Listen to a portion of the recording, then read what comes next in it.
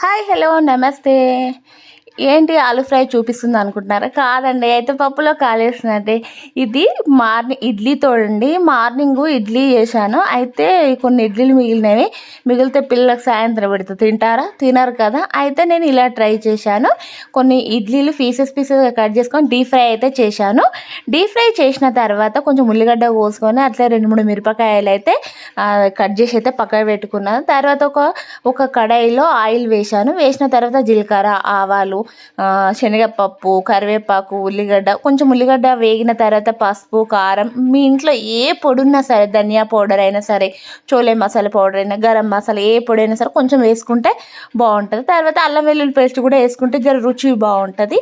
ఇవన్నీ వేసిన తర్వాత మనం ఏం చేయాలంటే కారం పొడి వేసాను చూసారా వీడియోలో. తర్వాత ఉప్పు వేసాను. ఉప్పు వేసి మన దగ్గర ఏ మసాలానో వేసుకోవచ్చు అని చెప్పాను కదా. ఏ మసాలా, కొంచెం ధనియాల పొడి వేసాను, చోలే మసాలా వేసాను నేనైతే. తర్వాత అవి వేయగానే మనము డీప్ ఫ్రై చేసుకున్నాం కదా ఇడ్లీ, అవి వేసేసుకోవాలి.